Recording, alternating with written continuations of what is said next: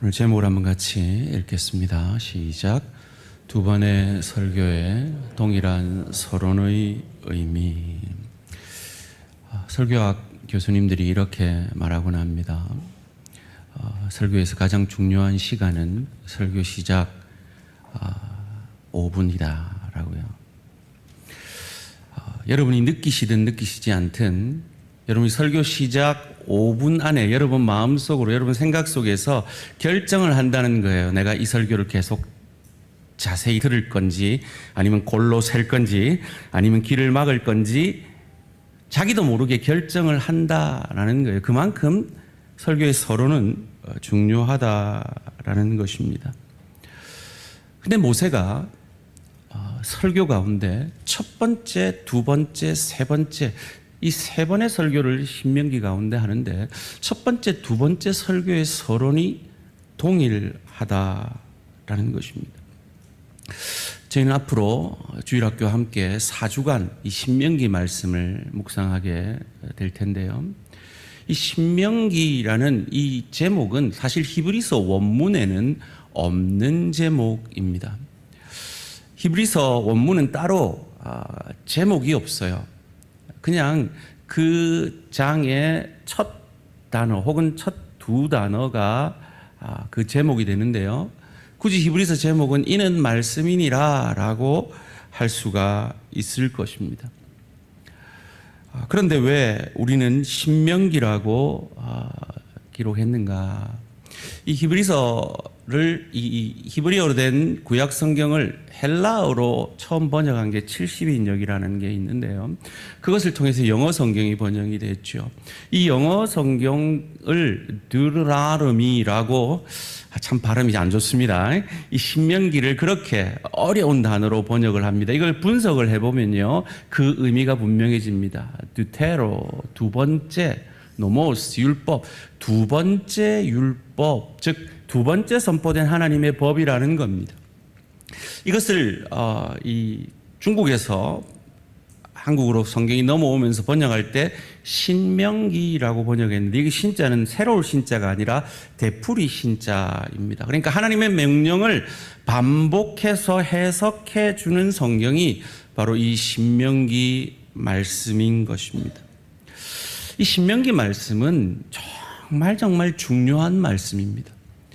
그래서 유명한 신학자들이 신명기를 정의할 때 이렇게 놀랍게 정의를 하더라고요. 이 브로그만이라는 신학자는 신명기는 신학적 중심이 되는 책이다라고 말하고요. 폰라드라는 신학자는 구약의 중심이 되는 책이라고 말합니다. 헤르만이라는 신학자는 성경 신학의 중심이 되는 책이라고 하고요. 레번이라는 신학자는 가장 신학적인 책이 신명기다라고 말합니다. 제가 참 존경하는 어떤 목사님이 이 설교 중에 이런 말씀을 했대요. 신명기, 여러분 신명기 말씀이 얼마나 중요한지 압니까? 제가 이 신명기 강의를 끝나면 죽어도 좋습니다. 이렇게 설교를 했대요. 그리고 신명기 강의가 끝이 난 거예요. 그러면 그냥 모른 척 하면 되는데 어느 성도가 찾아와가지고 목사님 이제 돌아가셔야 되겠네요. 이러시더래요.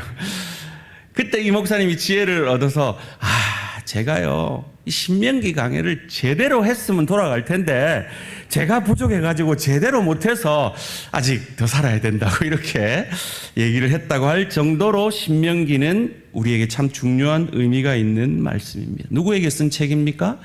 출애굽할 때 20세 이하였던 태어나지도 않았던 출애굽 2세대들을 향하여 쓴 책입니다. 언제요? 그들이 이제 가나안 땅에 입성하기 직전에 가나안 땅에 들어갈 수 없는 모세가 유언과 같이 그들에게 남기고 있는 세 편의 설교인 것입니다. 성경은요, 각 권마다 주제가 분명히 있습니다. 그럼 신명기의 주제는 뭐냐? 이 신명기가 얼마나 중요한가 하면요, 신약 성경에 구약을 많이 인용하는데 구약 중에 가장 많이 인용된 성경이 신명기입니다. 80번이 인용됐대요. 특별히 신약 성경 21권에 이 신명기 말씀이 인용될 정도로 중요한 의미가 있는 말씀입니다. 우리가 잘 아는 대로 예수님께서 시험 받으셨을 때 기록되었으되라고 하시면서 말씀으로 그 시험을 이기죠. 그때 인용된 모든 말씀들이 신명기의 말씀인 것입니다. 신명기의 주제가 뭐냐? 한번 따라해 봅시다. 인생은 말씀에 달려있다. 그것을 기억하라는 것이 신명기의 주제입니다. 왜요? 그들은 이제 그 세속적인 가나안 땅으로 들어가서 그 땅을 정벌하는 정복 전쟁을 해야 했기 때문입니다. 마치 우리가 오늘 이 예배를 마치고 다시 세상에 나아가서 영적 전쟁을 해야 하는 것처럼 말이죠. 앞서 말씀드린 대로 이 신명기는 모세의 세 편의 설교로 구성되어 있는데요. 첫 번째 설교는 신명기 1장부터 4장 43절까지 말씀입니다. 과거에 대한 설교죠. 두 번째 설교는 4장 44절부터 28장까지 현재에 관해서 모세가 설교합니다. 그리고 세 번째는 신명기 29장 30절로 미래에 관한 설교를 하고 31장에서 34장까지는 부록과도 같은 말씀이라 생각하시면 됩니다. 그런데 이렇게 중요한 세 번의 설교 가운데 첫 번째, 두 번째 설교의 서론이 동일합니다. 바산 왕 옥과 헤스본 왕 시온을 물리친 이야기가 바로 그것입니다.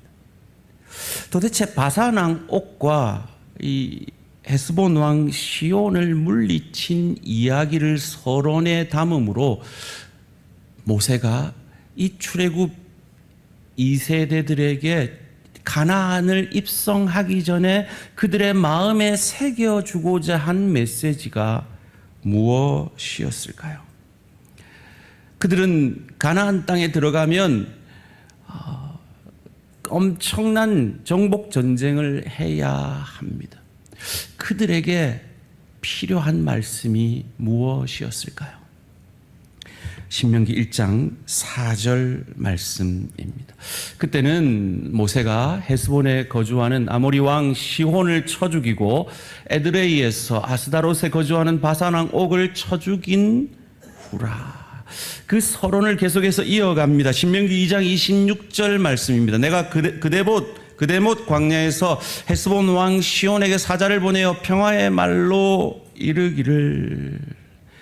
3장 1절까지 이어져 갑니다. 우리가 돌이켜 바산으로 올라가며 바산한 옥이 그의 모든 백성을 거느리고 나와서 우리를 대적하여 에드레이에서 싸우고자 하는지라. 이 민수기 21장 33절에 35절까지는 아주 간단하게 이 전쟁을 기록하고 있는데요. 신명기는 아주 세세하게, 특별히 3장에서는 아주 구체적으로 기록하고 있습니다. 이 바산한 옥이 거인이었다는 것과 그들이 크고 견고한 성읍을 가지고 있었다는 것을 기록하고 있습니다. 왜일까요?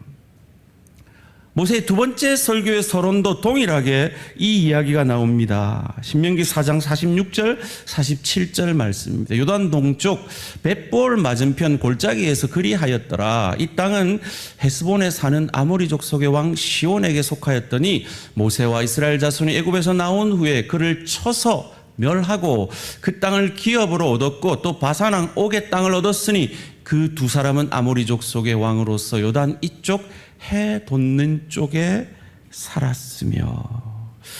이 위치를 여러분이 알면 조금 더 입체적으로 이해를 할 수가 있을 것 같은데요. 지도를 보여주시면요, 이 갈릴리와 요단강과 사해가 있죠. 그 동쪽 오른쪽이 바로 바산 땅입니다.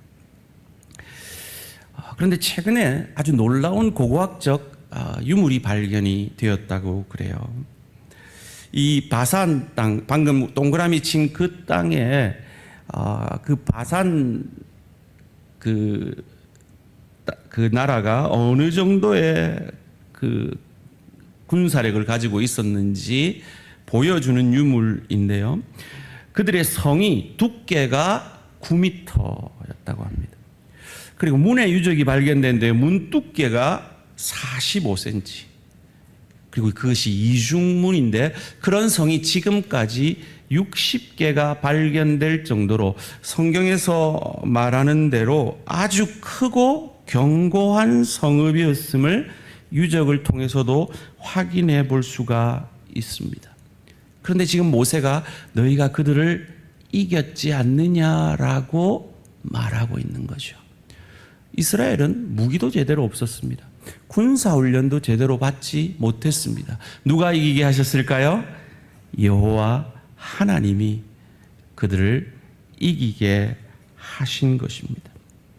바로 그 이야기를 서론으로 그들에게 하면서 하나님의 능력으로 너희들에게는 불가능했던 저 성을 저들을 물리쳐 하나님이 저들을 너희 손에 붙이지 않았느냐라고 서론으로 얘기하면서 모세가 본론으로 하고 싶은 말이 무엇이었을까요?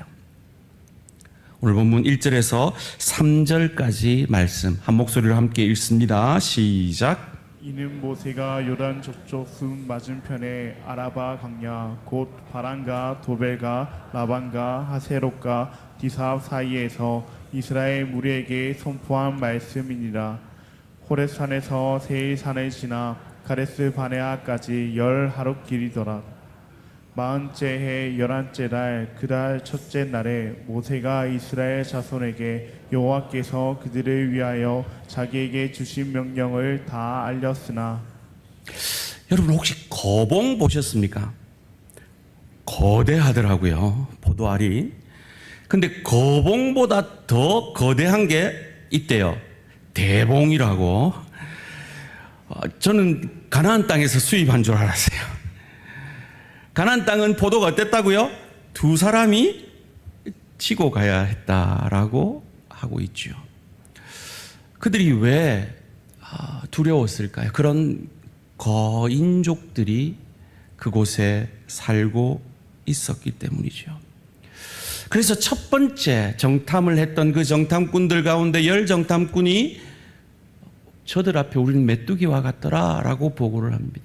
그런데 요수아와 갈렙은 저들은 우리의 밥이다라고 보고를 하죠. 그런데 이스라엘 백성들이 10정탐꾼의 말을 듣습니다. 그로 말미암아 그 좁은 광야에서 38, 9년을 헤매게 되어지는 것이죠. 여기 우리 청년들도 보이는데요. 가끔씩 우리 청년들 가운데 좀 진지하게 이런 질문을 가지고 상담을 하는 분들이 계세요. 목사님, 저는 이 젊음은 조금 누려보고 좀 세상적으로 한번 살아보고 그러고 싶어요 라고 질문하는 분들이 있어요. 그때 제 속으로 말은 안 합니다. 근데 제 속으로 이렇게 말합니다. 40년 동안 뺑뺑이 한번 돌아볼래? 이스라엘 백성들이 그랬던 거죠. 1세대들이 말이죠. 그걸 모세가 알기에 그 출애굽 2세대들은 그러지 않기를 바라면서 그 가나안 입성을 앞둔 그곳에서 피토하는 심정으로 사랑의 마음으로 그들에게 설교하고 있는 것입니다. 뭐라고 설교했을까요? 8절 말씀입니다. 내가 너희의 조상 아브라함과 이삭과 야곱에게 맹세하여 그들과 그들의 후손에게 주리라 한 땅이 너희 앞에 있으니 들어가서 가나안 땅에 들어가서 그 땅을 차지할지니라.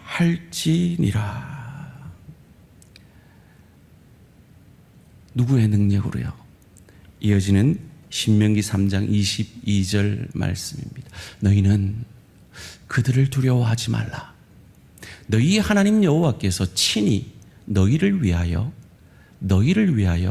싸우시리라 하였노라. 여러분 지금 모세가 왜 그들에게 두려워하지 말라라고 하고 있을까요? 그들이 두려워하고 있기 때문이죠.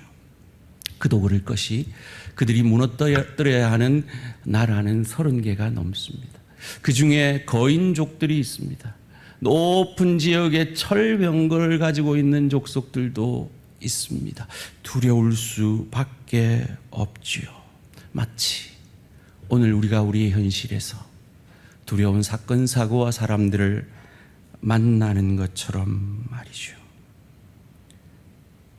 그래서 하나님이 오늘 그들에게 바산 왕 옥과 헤스본 왕 시온을 이기는 체험을 먼저 하게 하신 것입니다.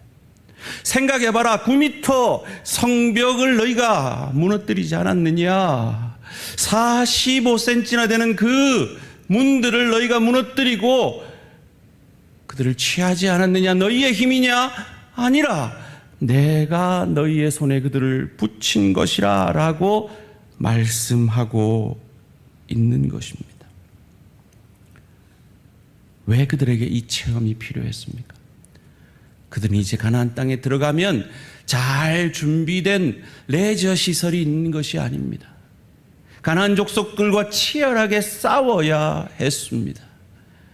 그것을 위해서 모세가 그들에게 역사하셨던 과거의 하나님의 놀라운 역사를 바산 왕 옥과 헤스본 왕 시온을 그 엄청난 성읍들을 무찌르신 그 하나님의 역사를 서론을 통해 기억하게 하고 있는 것입니다.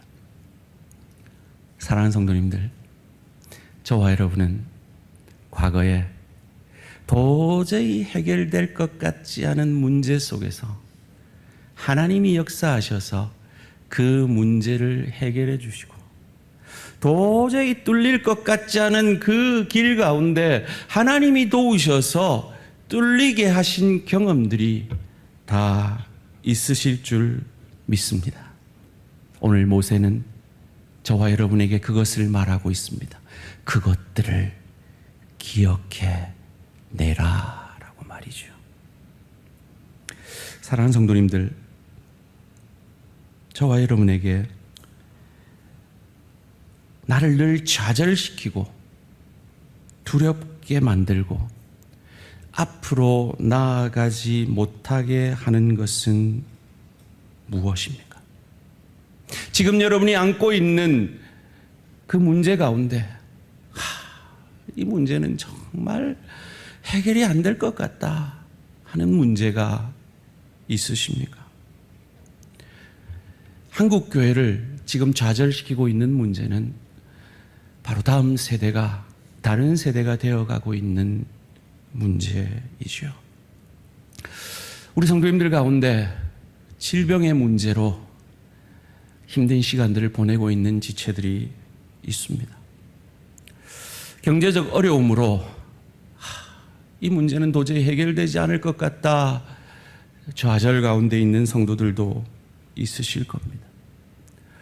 관계 어려움 가운데 힘들어하고 있는 지체들도 있으실 것입니다.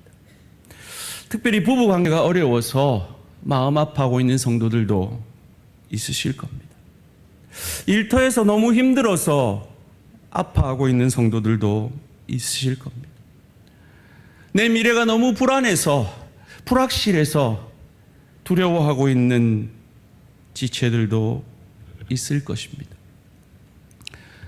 여러분의 과거에 도저히 해결될 것 같지 않던 그 문제 가운데 역사하신 하나님을 기억해 내시기를 주님의 이름으로 축원합니다. 지금부터 저는 좀 어리석은 말을 드리려고 합니다. 혹 초신자이거나 제가 지금부터 하는 말이 하나님의 말씀이 아니라 인간 김 목사의 넋두리 같은 말이라고 여겨지시면 그냥 골로 세시면 되겠습니다. 여러분, 제가 좀 여우인 것 같지 않나요? 제가 이거 할까 말까 고민하다가 어제 3시간밖에 못 잤습니다. 그런 고민 속에서 드리는 말씀인 것 이해해 주시기 바랍니다. 저의 과거에 정말 이스라엘에게 거인족 같고 이스라엘에게 철병과 같은 사건들을 묵상해 보았습니다. 가장 최근에는 우리 주위가 틱에 걸려서 자기 몸을 스스로 가누지 못하고 정말 정신없는 아이같이 굴 때였습니다. 정말 그때는 앞이 보이지 않았습니다. 정말 제가 시집이나 가겠나, 대학이나 마치겠나, 직장이나 잡겠나, 인간 노릇하겠나 싶었습니다. 그런데 하나님이 우리 성도님들의 간절한 기도 들으셔서 지금 그 아이가 치유받고 그런 증상들을 가지고 있는 언어의 장애가 있는 아이들을 치유하는 그런 공부를 하면서 준비하고 있습니다. 하나님이 하셨습니다. 저는요, 정말 죄송한 말인데 제가 피플 퍼즐 할 때마다 정직하게 고백해서 들은 분들 많은데요, 저는 이혼을 몇 번이나 하려고 했던 목사였습니다. 정말 저희 아내 때문에 힘들어 죽겠더라고요.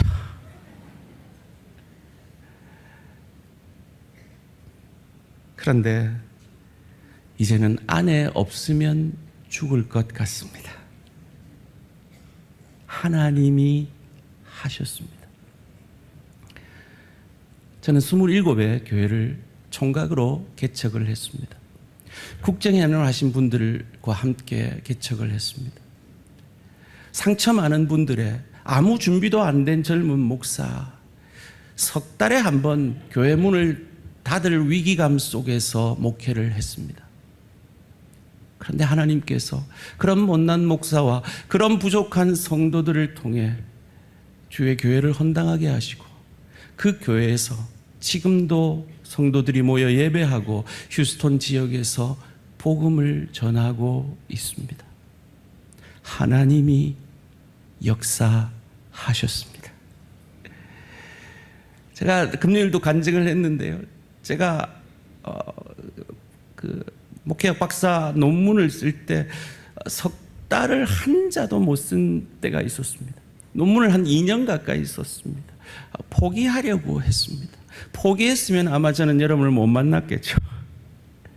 그런데 하나님이 하게 하셨습니다. 그래서 10년 만에 박사학위를 받았습니다. 하나님이 하셨습니다. 사랑하는 성도님들, 여러분 지금 어떤 문제 가운데 계십니까? 그런데 그 문제보다 큰 문제를 여러분의 과거에 마치 하나님께서 바산 왕 옥과 헤스본 왕 시온의 그 광대한 성읍을 그들의 손에 붙이신 것처럼 우리 손에 붙이셨던 그 시간들을 기억해 내시기를 주님의 이름으로 축원합니다. 제게 이스라엘 백성들에게 그 철병거, 제 목회에 있어서 거의는요, 제가 청빙 과정 속에서 인터뷰를 하러 왔을 때 청빙위원 한 분이 제게 물었던 그 질문입니다. 목사님, 1000명 어떻게 만드실 겁니까? 라고 제게 물었습니다. 그것이 내내 목회적 부담으로 제게 도저히 힘든 어떤 거인과 같이 느껴졌습니다. 그리고 제게 또 하나의 부담은 이 교회를 헌당하는 문제입니다. 얼마 전부터 저는 이렇게 기도하기 시작했습니다. 여러분 믿어지시면 크게 아멘으로 화답해 주십시오. 하나님 뜻이 계시면 8년 안에 대양교회가 1000명이 되어지고 헌당할 수 있게 해 주시옵소서. 이렇게 저는 기도하고 있습니다.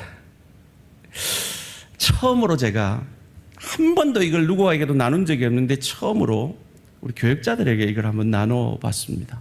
참 감사하게도 우리 교역자들이 무슨 믿음이 있는지 몰라도 저한테 이렇게 답하더라고요. 목사님, 될 것 같은데요. 이렇게요. 열심히 할 모양입니다.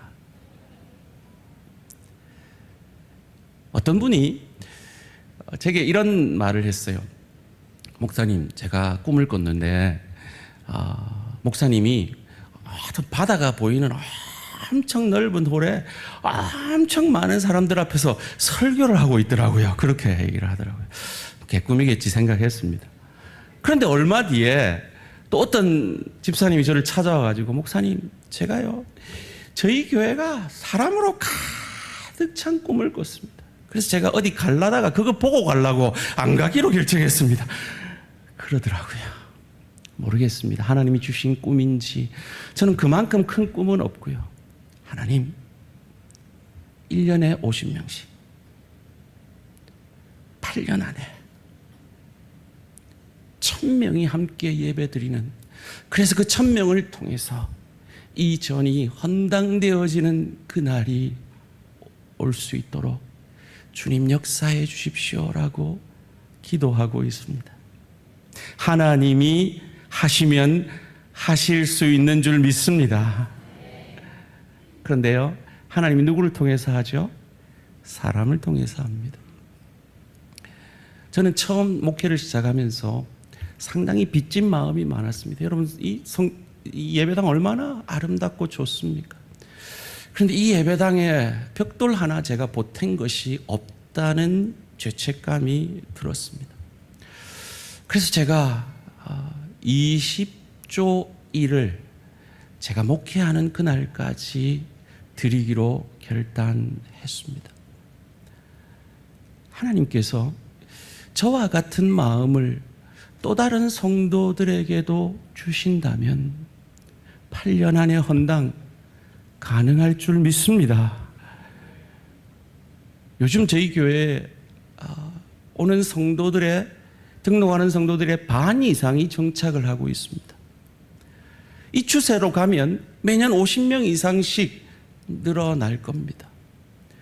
그리고 우리 올해 상반기 통계를 보니까요, 주일 성수를 목숨처럼 지키려고 하는 성도들이 늘어나고 있습니다. 물질의 주인인 주님 앞에 10의 1을 드리는 성도들이 늘어나고 있습니다. WWJD, 예수님이라면 어떻게 하실까라는 그 고민 속에서 그의 인생을 결정하는 성도들이 늘어나고 있습니다. 이런 거듭난 성도들이 많아질 때 하나님께서 부족한 목사를 통해 주신 그 비전을 성령 충만한 성도들을 통해 이루어 주실 줄 믿습니다. 여러분, 하나님이 하실 겁니다. 저와 여러분이 안 해도 하나님이 하실 겁니다. 우리가 그 영광스러운 사명에 동참되느냐 되지 않느냐의 차이만 있을 뿐이죠. 저는 우리 대한가족들이 하나님 앞에 섰을 때, 하나님, 제가요 우리 대한교회 헌당하는데 1조하고 왔습니다, 그렇게 칭찬받게 되기를 주님의 이름으로 축원합니다. 왜 제가 헌당하고 싶으냐고요? 저한테 지금 남은 하나님 은혜로 목회 시간을 다 채우면 12년이 남아 있습니다. 8년 뒤에 하나님 헌당케 해주시면 제가 우리 청빙 위원들과 인터뷰할 때 비전으로 말한 것처럼 다음 세대를 위해, 다음 세대가 아름답게 세워가는 우리 대한교회 지교회를 하나 만들고 세우고 은퇴하고 싶다라는 꿈이 있기 때문입니다. 이 교회를 헌당한다고 제 월급이 많아지는 것도 아니고 제 주머니가 채워지는 것도 아닙니다.